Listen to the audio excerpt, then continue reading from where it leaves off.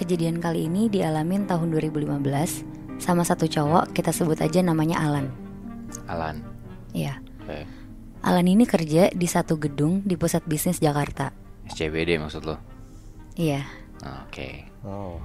Si Alan ini kerja Senin sampai Jumat dari jam 9 sampai jam 6 sore. Cuma kalau lagi lembur beda cerita. Kadang bisa sampai jam 10 atau bahkan jam 12 juga pernah. Jadi setiap ke kantor, Alan ini selalu bawa mobil. Di hari Senin, Alan berangkat ke kantor dan sampai kantor jam 8 pagi. Karena Alan ini posisinya personal asisten bosnya, jadi dia harus sampai kantor 1 jam sebelum bosnya datang. Soalnya Moy, Bi, dia kan kerjanya di gedung, dan perusahaan Alan ini tuh di lantai 9. Jadi setiap pagi dia antri naik lift dan itu tuh suka makan waktu. Pas Alan udah mulai kerja, bosnya namanya Pak Romo ngabarin ke Alan, katanya Pak Romo ini sakit dan gak bisa ke kantor selama seminggu ke depan. Jadinya kerjaan-kerjaan Pak Romo semuanya dihandle sama Alan untuk seminggu ke depan. Di situ Alan lumayan bete, moodnya langsung gak bagus karena otomatis dia harus lembur kan. Tiba-tiba udah jam 6 sore, teman-temannya Alan udah nutup laptop dan siap-siap mau pulang. Tapi Alan masih sibuk sama kerjaan-kerjaannya dia. Pas dia lihat jam di dinding, ternyata udah jam 8 malam. Lumayan kaget dong dia. Alan langsung beres-beres, dia mau cepet-cepet pulang biar besok gak kesiangan. Ternyata lantainya Alan ini udah gak ada siapa-siapa selain OB yang lagi beres-beres. Di lantai 9 ini? Iya. Akhirnya Alan nyapa OB kantornya dan bilang dia mau pulang duluan. OB-nya bilang, "Iya Mas Alan, hati-hati ya Mas." Akhirnya Alan langsung jalan ke lift. Nah di dalam lift dia mencet tombol ke lantai B2. Emang dia parkir lantai B2? Iya betul Moy.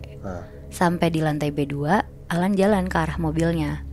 Dia buka pintu mobilnya, naruh laptop dan dokumen di jok belakang. Akhirnya udah tuh Alan langsung nyoba untuk nyalain mobilnya. Anehnya mobilnya ini gak bisa nyala. Berkali-kali dia coba nyalain juga tetap gak mau nyala. Dia lihat bensinnya, tapi bensinnya tuh juga masih penuh. Dan mobilnya ini tuh baru diservis, jadi gak mungkin kenapa-napa kan. Iya. Berhubung udah sekitar jam 9 malam, dia bingung mau ngehubungin siapa. Jadinya dia diem dulu di basement sambil bakar rokoknya. Sambil dia tuh mikir, apa dia tinggal aja ya mobilnya, terus dia pulang naik kendaraan online. Tapi pas lagi mikirin itu, pas banget dia ngeliat di pojok kanannya, tepatnya sederetan sama mobilnya Alan, ada mobil diparkir di sana. Kebetulan mobil yang diparkir di pojok basement itu tuh punya Pak Romo yang emang udah jarang banget dipakai.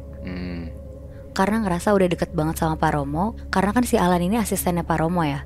Dan mereka udah kerja bareng kayak 4 tahunan. Jadi Alan ini mikir, apa minjem aja ya mobilnya Pak Romo. Biasanya juga dia nyuruh gue buat pakai mobilnya. Walaupun bukan mobil yang ini sih, tapi sama aja lah, sama-sama mobil dia ini. Nah karena Alan itu asistennya, jadi dia tahu juga kalau mobil yang ada di basement ini kuncinya ada di laci ruangan Pak Romo. Tanpa mikir panjang, Alan naik lagi ke lantai 9 untuk ngambil kunci. Di situ OB-nya yang tadi tuh udah gak ada. Alan tuh takutnya ruangan Pak Romo tuh dikunci. Tapi ternyata pas dia nyoba masuk ke ruangannya Pak Romo, itu tuh gak dikunci sama sekali. Pokoknya di situ Alan mikir, wah jalan gue dimudahin banget nih, berarti emang gue harus pulang pakai mobil ini. Iya. Langsung buru-buru tuh Alan ambil kuncinya dan balik lagi ke B2. Dia ambil laptop dan dokumen di mobilnya, terus dia jalan ke arah mobil Pak Romo yang ada di pojok. Dia buka kuncinya, masuk ke mobilnya. Pas masuk, Alan ngerasa, kok kayak lembab banget ya ini mobil. Tapi dia mikir, ya iyalah lembab kan jarang dipakai. Dan ditaruhnya juga di basement yang gak ada matahari masuk. Dia nyalain mobilnya dan langsung nyala tuh. Akhirnya dia pulang pakai mobil itu. Selama di perjalanan, Alan ini ngerasa, kok setir mobilnya kayak berat ya untuk dibelokin ke kanan. Tapi kalau dibelokin ke kiri ya normal-normal aja. Tapi lagi-lagi Alan nyangkal pikirannya, ini mah karena udah kelamaan gak diservis aja. Pas udah sampai rumah sekitar jam 11-an, Alan mandi bersih-bersih. Selesai mandi, abis itu dia lanjut tidur di kamarnya. Terus si Alan ini mimpi. Di mimpi itu, mimpinya tuh persis kayak perjalanan Alan pulang dari kantornya. Bajunya sama, jalanannya sama, bahkan setir yang berat ke kanan pun sama. Tapi bedanya, gak lama dari situ, Alan lihat ada sosok cewek lagi nyebrang di depan dia. Dan Alan tuh belum sempat nginjek rem, tiba-tiba mobil yang dibawa Alan udah terlanjur nabrak cewek itu. Shit. Alan kebangun kaget banget, akhirnya dia cuci muka terus lanjut tidur lagi. Besokannya hari Selasa, Alan bangun lebih pagi.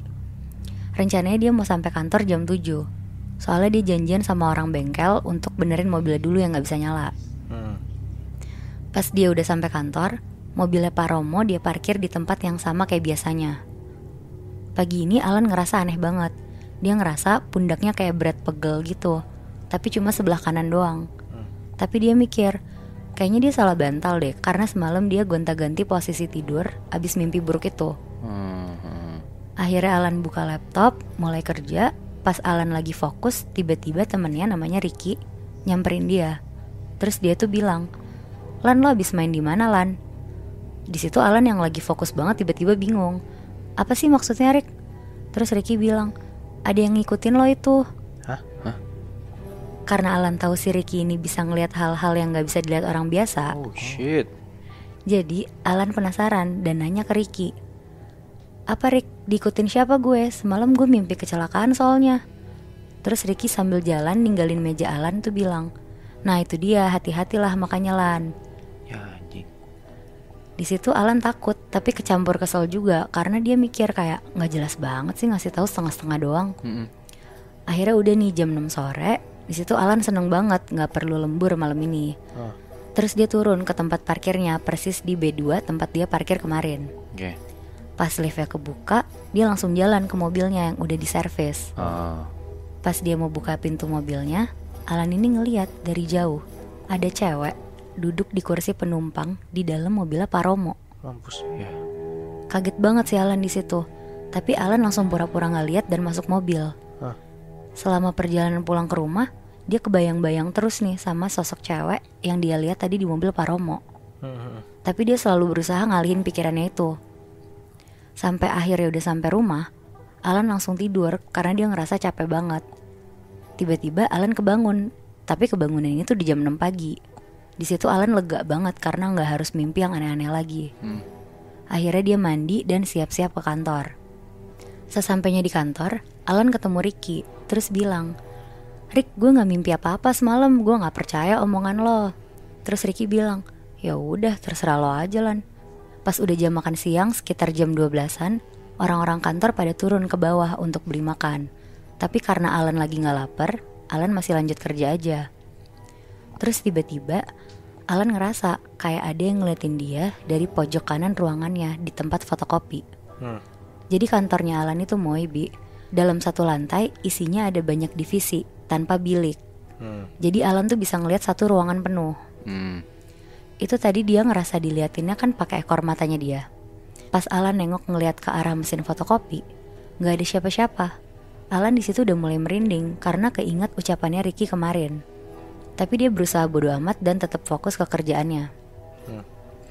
Pas jam makan siang udah selesai, orang-orang balik lagi ke ruangan. Di situ Alan udah tenang sampai akhirnya udah jam 5 sore.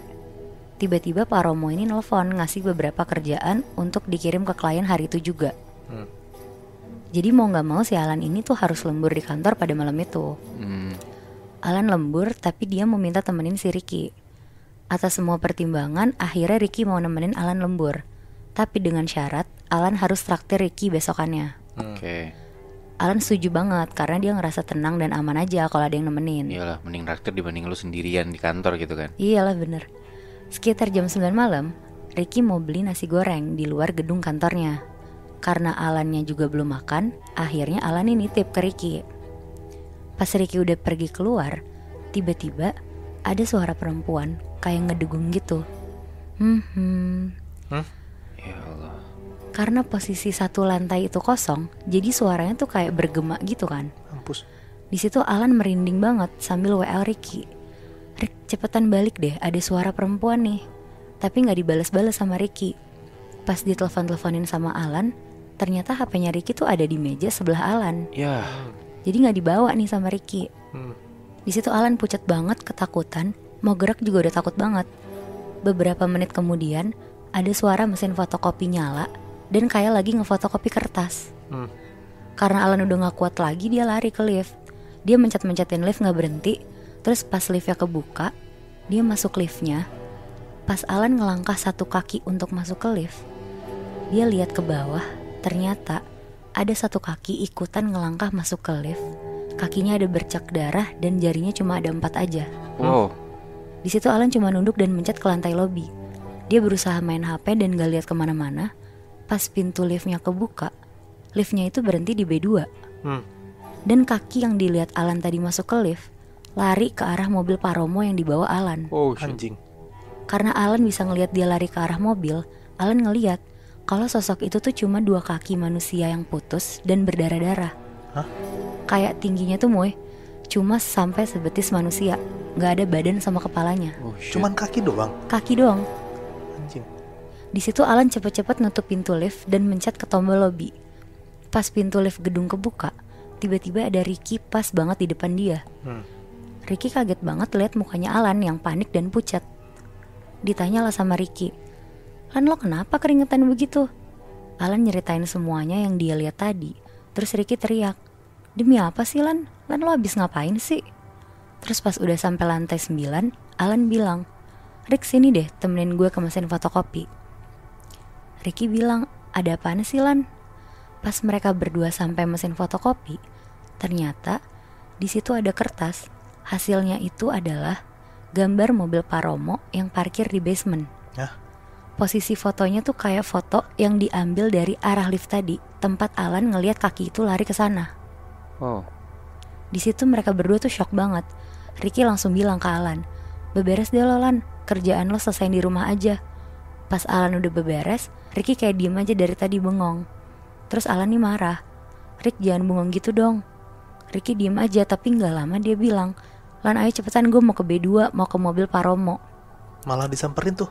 Iya, karena si Ricky kan bisa ya ngelihat kayak gitu-gitu. Kayaknya dia shit. penasaran. Terus. Alan awalnya ketakutan, tapi dia mikir dia juga parkir di sana dan kali ini ada Ricky yang nemenin. Akhirnya Alan mau turun ke B2 sama Ricky. Sesampainya di B2, Ricky langsung jalan cepet banget ke arah mobil Paromo. Alan ngikutin pelan-pelan dari belakang. Ricky cuma megang mobil Paromo sambil merem, narik nafas. Gak lama setelah Ricky megang mobil Paromo, udah tuh Ricky bilang ke Alan, "Yuk cabut Lan." Akhirnya mereka pulang berdua naik mobil Alan. Terus pas di mobil Ricky nih bilang, "Lan, lo tahu gak itu mobil Paromo udah ditaruh situ dari kapan?" Alan bilang, "Udah ada 2 tahunan sih Rick ditaruh di basement sini." Terus Ricky bilang, "Gue gak tahu ya lo mesti gimana, tapi ada baiknya lo ngomong ke Paromo deh masalah ini. Tadi gue dikasih lihat semua kejadiannya Lan. Ternyata Paromo pernah nabrak cewek. Ceweknya ini sampai keputus badan sama kakinya." Shit. Gue sebenarnya sering lihat sosok cewek ini di mesin fotokopi dari lama. Cuma gue gak pernah peduliin karena gak pernah ganggu. Tapi emang agak aneh, dia sering bolak-balik ruangannya Paromo. Paromo tuh kabur Lan. Mobil yang diparkir ini tuh diumpetin sama dia di basement kantor. Dan Paromo sempat ganti plat mobilnya. Jadi sebenarnya cewek ini tuh belum tenang dan nungguin Paromo ke mobilnya. Tapi karena yang naik tiba-tiba lo, jadi dia ngikutin lo. Nah semenjak itu Alan jadi gak pernah parkir di B2 dan nyentuh mobil Paromo. Karena takut dimarahin, Alan pun juga gak pernah bahas kejadian ini ke Paromo. Wah anjing. Bangsat, berarti emang karena Paromo pernah tabrak lari. Iya, bener. Terus si mayat itu masih nempel di mobilnya Paromo. Masih ngikutin Paromo sih sebenarnya. Tapi malah kasihan banget si Alannya jadi malah keikutan dampaknya ya. Iya bener. Tapi setelah dia pindah parkir, dia udah gak pernah diikutin lagi sih Moy. Parah banget sih itu Paromo. Tapi kalau lo sendiri punya nggak cerita horor di lantai gedung tempat lo kerja?